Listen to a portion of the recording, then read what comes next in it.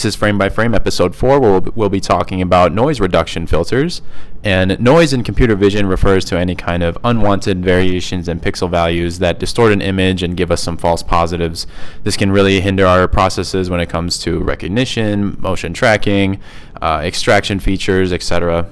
There are many ways that noise can be introduced into the system, from having low lighting conditions or even having bit errors when downloading an image.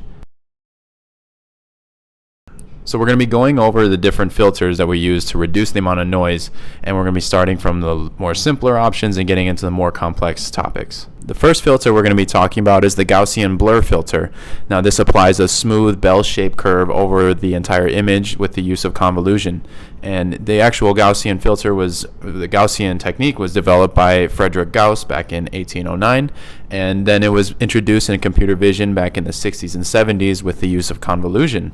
And it was actually popularized more in the 80s and 90s because of its use in more complex techniques in edge detection, which we'll be talking about the next episode. I'm going to put up an image of the equation that we use for the Gaussian filter, and in a future video, if I'm bored, I might just talk about the math that goes behind it.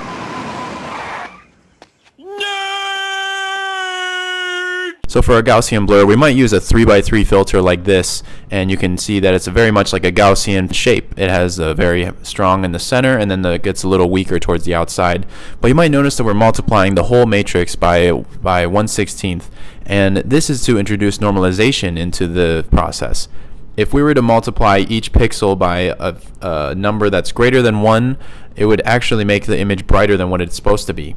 And we want to keep the image the same brightness or the same darkness, so we have to make sure that all of our values within the matrix will add up to 1.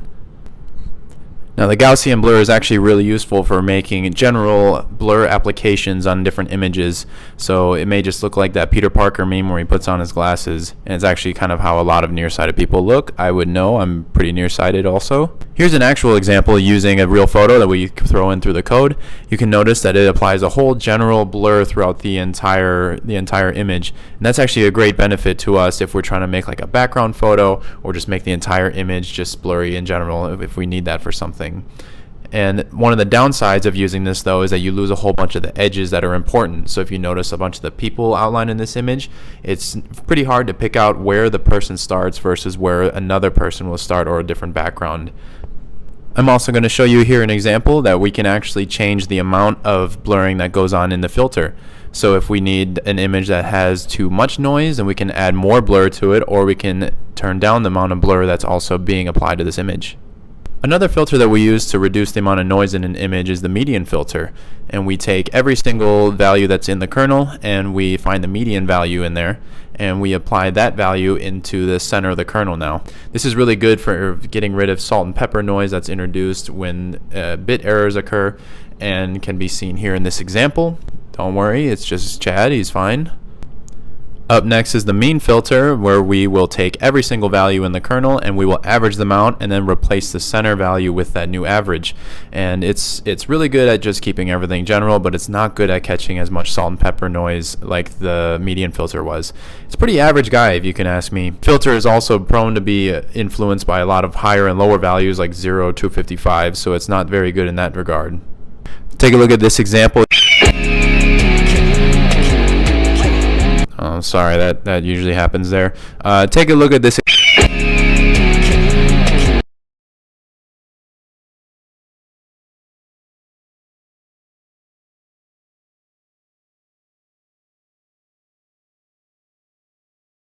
Up next is the bilateral filter, and this one is really good at smoothing out the image and making it less noisy while also keeping the important edges in the image. We'll be using two main parts to this model. We'll be looking at the center pixel, and then we're going to be looking at two things. One is the distance away, and the other one is the intensity.